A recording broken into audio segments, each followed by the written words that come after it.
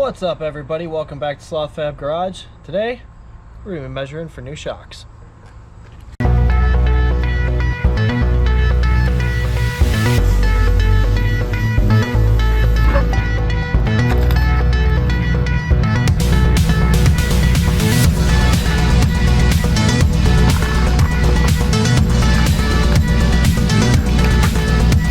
Good line.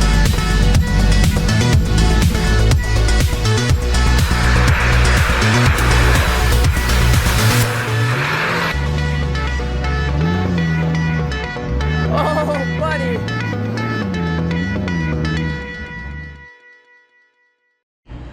Well, if you saw my last video, you know that we're planning a trip up to Drummond Island. Nothing too crazy, so I will be taking the XJ. However, it's rough roads up there. Lots of bouncing around, and these shocks have been on their way out for a while now.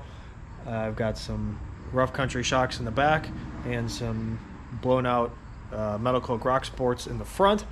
So it's about time. But in order to get the right shock, we need to measure, and so that's what we're going to be talking about today. So I'm going to get all my stuff tooled up and outside, and we'll walk you through exactly how to measure for them.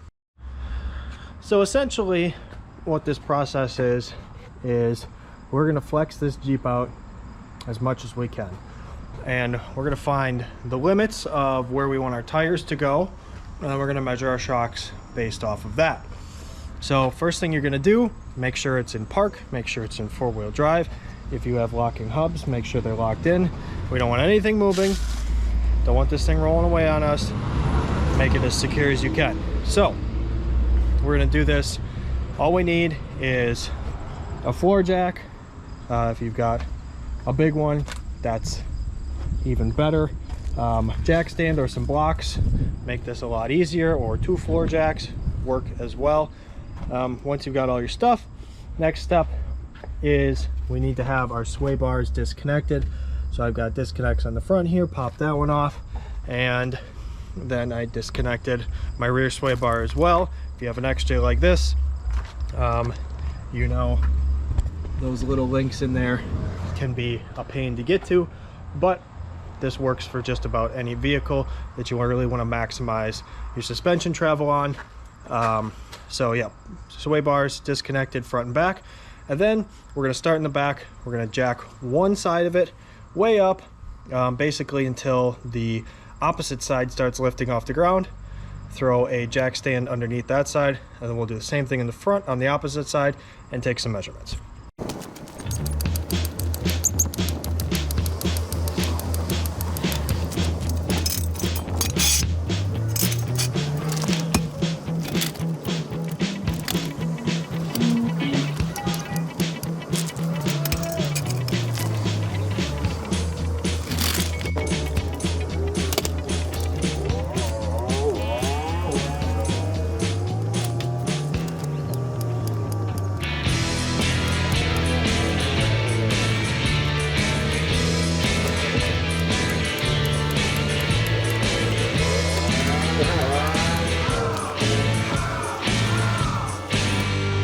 All right, if you noticed at the end of that last clip, the whole Jeep started to shift a little bit, and the reason for that is we've got a lot of stuff riding on that one jack stand right there. So you can go a little shorter in the back, bring your front up a little bit more. I went up high in the back because this is leaf spring, and that puts a lot of weight on the front, so I didn't even have to take the front up very high. But for stability's sake, I certainly wouldn't go any smaller of a footprint jack stand than this. And this is a 12-ton. If I was to do this again, reset up, I probably wouldn't go as high with this one, just to make it a little bit more stable. So in the front, this is where my tire is. And if you look in there, that is actually the end of my shock. So my front shocks are pretty much exactly where I want them lengthwise. Now this tire is missing half of its tread, and the new ones right here are quite a bit thicker. So this tire at full tread would actually be eating into my body. We don't want that. So we need our shocks in the front to be just a little bit longer, and I wouldn't mind having a little bit of extra safety gap in there, so maybe an inch lower than that. So what we're doing when we measure for shocks is we're going to measure our compressed measurements. The back is a little bit harder on a leaf sprung vehicle simply because the leaves don't give like coils do. You can see that even with how much this is flexed out, the rear axle in comparison to the body is not all that off. Only a couple degrees.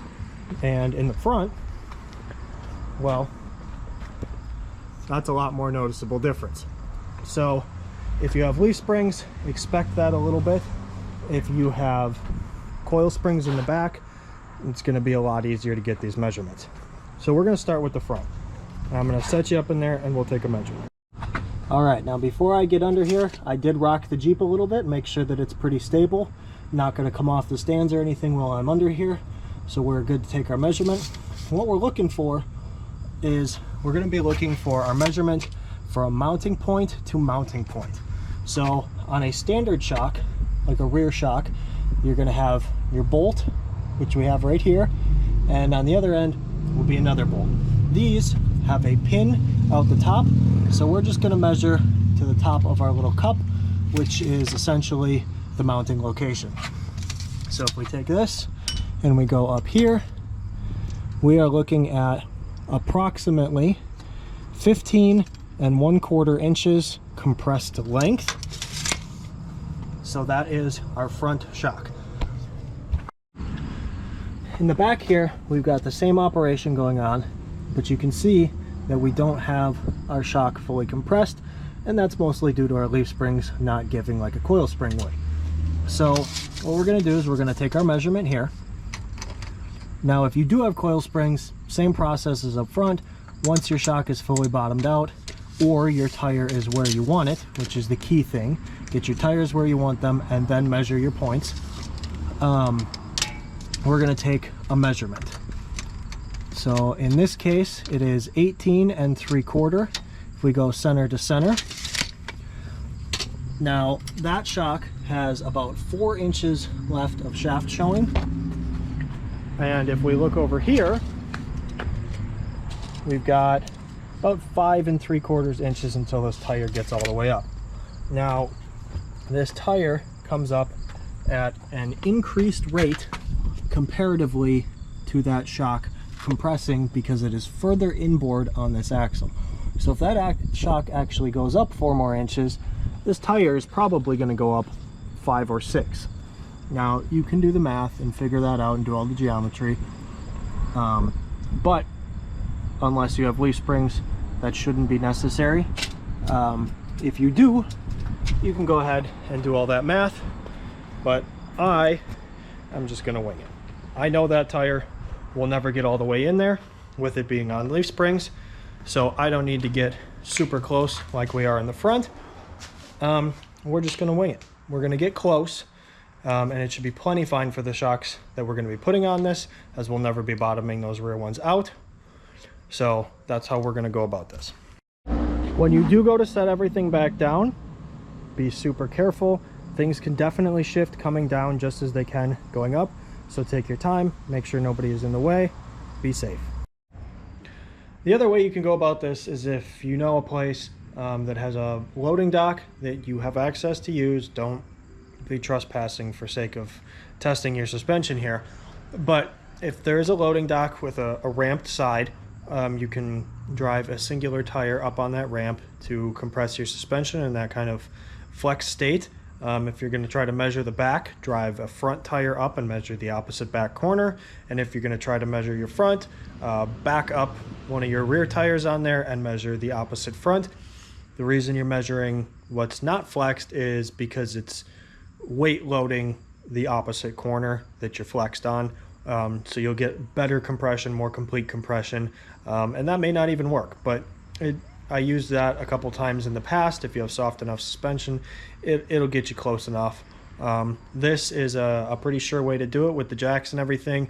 It can be a little bit sketchy if you're not careful and slow and safe. And then obviously you need to have the correct jacks and the correct jack stands in order to do it. All right, so we have our measurements, but I'm going to explain why we take our measurements compressed and how that affects your shock travel. So if you have a shock and say that shock has a 10-inch travel, that means that regardless, that shock can only move open and closed 10 inches. Now, say your tire hits the bump stop or the body or wherever you want that tire to stop moving. Say that stops and there's 3 inches of travel left on that shock. It hasn't compressed that last 3 inches. That means that your usable travel for that shock is only 7 inches. So you only have 7 usable inches of travel on a 10-inch shock. So you're wasting some of your shock, you're missing out on travel, and you're not using your shock to the best of your abilities. So in this case, let's say we measured our front, and the front is 18 inches. Let's just pick an easy number. Point to point, 18 inches. That's our total distance we want. And we can find a shock that has a compressed length of 17.75 inches. That means that that shock is going to stop 1/4 inch away from that tire being where we want it to be, which is definitely close enough. So now, instead of having, let's just say it's another 10-inch shock, that shock stops just before where we want it to, which is okay, and we get to use the full 10 inches of travel on that shock because we're not wasting it when we have the tire at full compression, whether it's on a bump stop or hitting a body line or anything like that. So we get to make full use of our shock versus using only a portion of our shock and leaving some left over. So that's why we measure at compressed length. And then if you look on websites, whether it's Amazon or any of the shock manufacturers, they always list the compressed and extended lengths of the shock. The extended length is a bonus. If you're looking for flex, the bigger the better. But what we're looking for here, namely, is we're looking for our compressed length.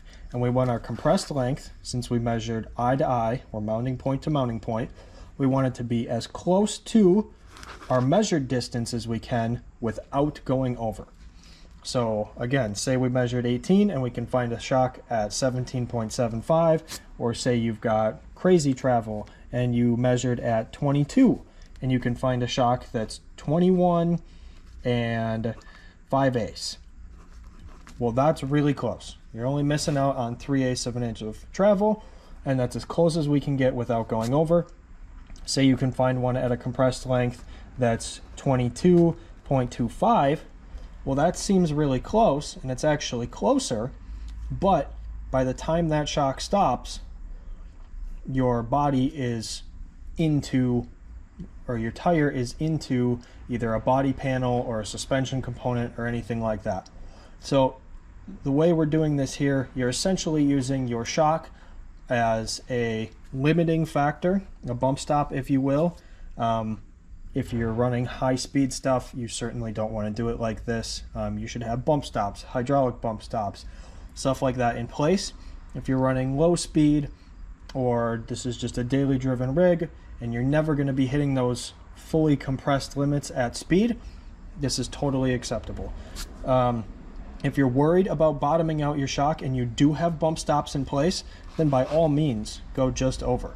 If your bump stop is going to stop your tire before it gets somewhere and you don't want to hit the bottom of your shock, then go just slightly over. If you want your shock to be working as a limiting factor or as a bump stop, then you want to go just under.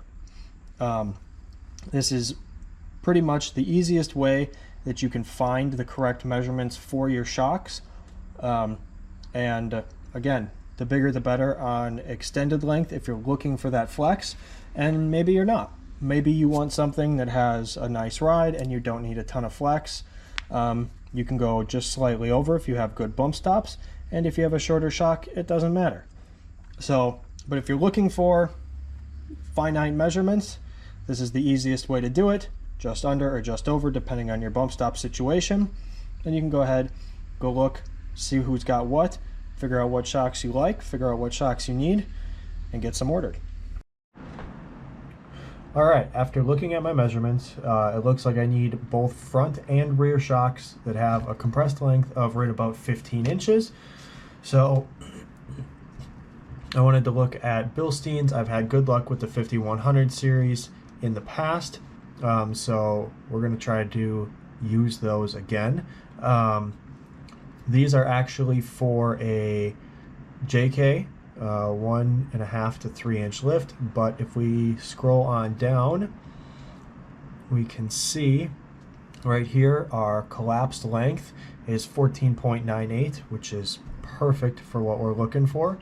And if we go back up here, look at the rears, same setup for a JK with a 1.5 to 3, and we scroll down and our collapsed length here is 15.39, which is totally within reason for the rears. Remember, I'm just looking to get close on those because we're on leaf springs, and those are basically my two sets of shocks. Now, since I'm getting a pair of shocks, basically front and rear pairs, in this case I was able to find those two sets paired as one for about 50 bucks less than if I would have bought the fronts and the rears separately.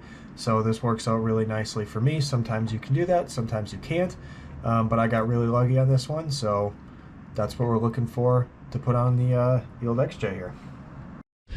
So that's about what we've got for today. I've got a little bit of cleanup to do, put some stuff away, but we've got shocks ordered. We know they're the right length, and this thing should be riding a little bit better sooner than later.